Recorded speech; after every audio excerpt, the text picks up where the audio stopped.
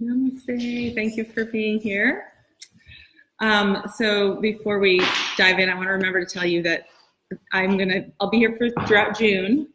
So I guess we have 3 more classes after this, I think. And then July through September, I'm going to be on sabbatical or whatever, summer sabbatical. So just. June 23rd. Sorry? July 1st is a Sunday. July 1st is a Sunday? Okay, you won't see me here. I might still do this thing. I will probably still do Facebook Lives on Sunday mornings at 10:30. But that's not what we're talking about. Well, actually, in some ways it is what we're talking about, because the topic that I wanted to talk about is non-locality. It's random. I didn't really realize how apropos that was, actually. So when we practice, and this will just be a couple-minute talk here for those of you that are just coming and don't know what's going on and why I have my computer at yoga class. I'm just streaming this at the same time. Well, I'll talk for a couple minutes and then we'll meditate. And what I want to talk about before we go into a brief meditation is the idea that there are these knots at the specific chakra centers, and that the whole point of what we're doing, like in our practice and then in our lives, is to open up the central channel so that we can experience ourselves as we are, and also so we can experience ourselves as beyond what we are, which is, confusing if you've not had any experience of this. But like if you have had, and I imagine most of you, because you're yogis, you have had some experience of being beyond this form, right? Some sort of mystical, undescribable experience of being beyond the self, or beyond what they call the vikalpas. The vikalpas are mental constructs, the stories that we live in, the places where pain gets generated. And most of you have probably experienced this beyond thatness, right? And then you go back into mental constriction and it's a pain in the ass. And then there's the trying to figure out how to return to more of the spaciousness, right? Which we can't ever figure out from the mind, even though we try to, but it actually just is, the goddess gets to control it, basically. So when we talk about the central channel and opening up the central channel, what we're really talking about is, it's undescribable, right? But like entering into this place of co-collaboration, co-creation with the goddess or the divine, or that which is beyond the separateness. So while we practice, we're going to just be kind of feeling into these different centers, right? You might be feeling into the lower dantian, the navel center. And when I put my hands here, I think this is probably obvious, but I'm talking about the energy center that's behind my hands, because it doesn't exist at the surface of the skin, or the heart center, which some people will experience here. Some people experience it down here, more like behind the xiphoid process.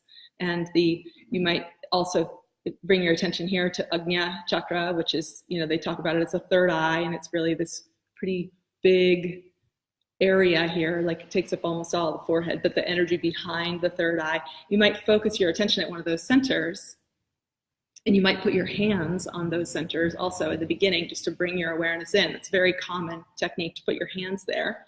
Or you might even put your hands, this is a little bit not what I meant to talk about, but you might put the middle finger of your left hand at the pelvic floor, and the middle finger of your right hand at the crown, in order to bring your awareness into that central channel.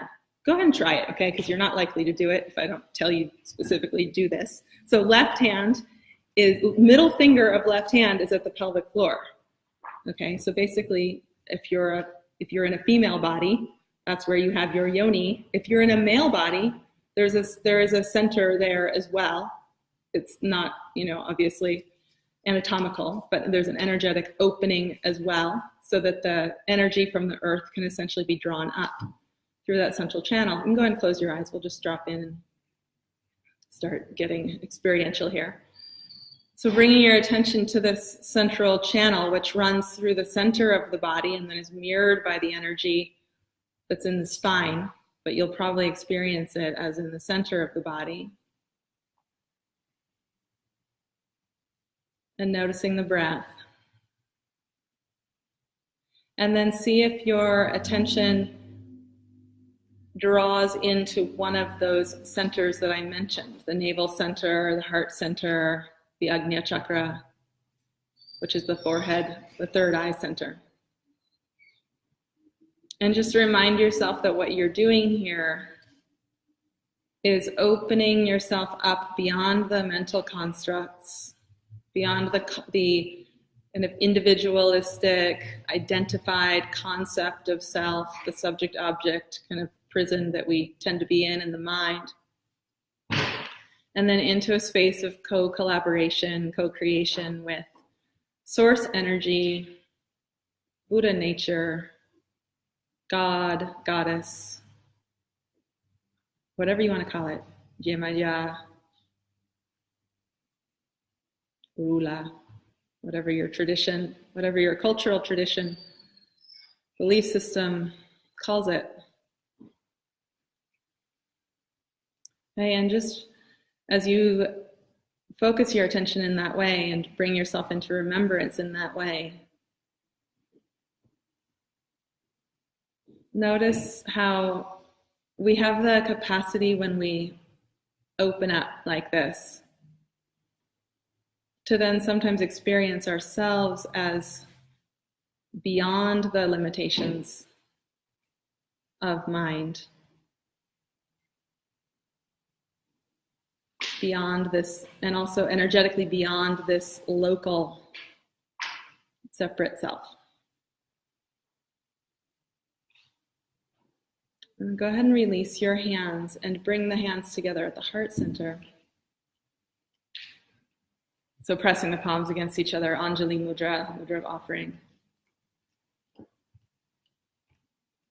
So the heart center is called Anahata, which really means the unstruck, and what it refers to is the sound of Om, the pranava, the humming of Om, experienced in the heart chakra. So we'll sound that together.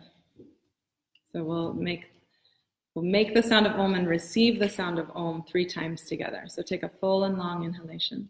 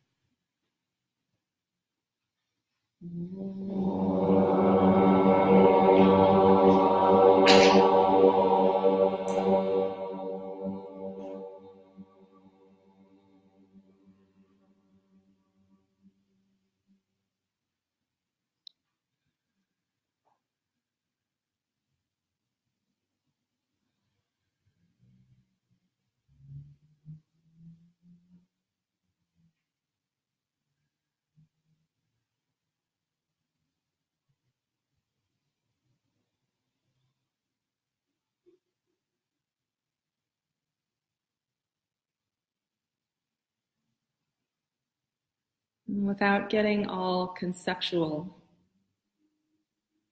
ask yourself what you're doing here.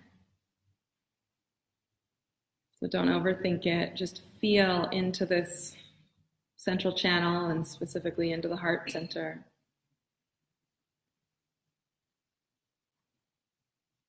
And reflect upon your intention. And allow it to arise experientially, somatically.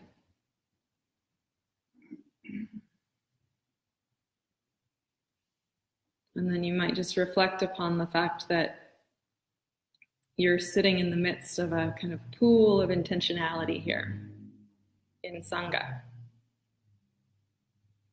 And that we support each other in this capacity to return to the self, to return to the heart, to return to intention.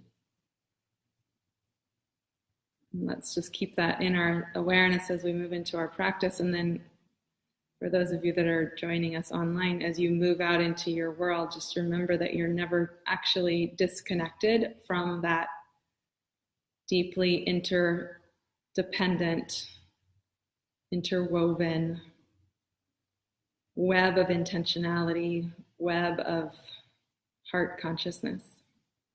And it's actually only the vikalpas, only the mental constructs that ever disconnect us from this. And our process of developing viveka, discernment, is just this recognition of the different energetic state that we're in when we're bound in the vikalpas and the mental constructs, and then our capacity to return back into the heart. So when you're ready, gently open the eyes and just keep the gaze soft and move yourself into child's pose, or you can move into downward facing dog if you're ready for that practice.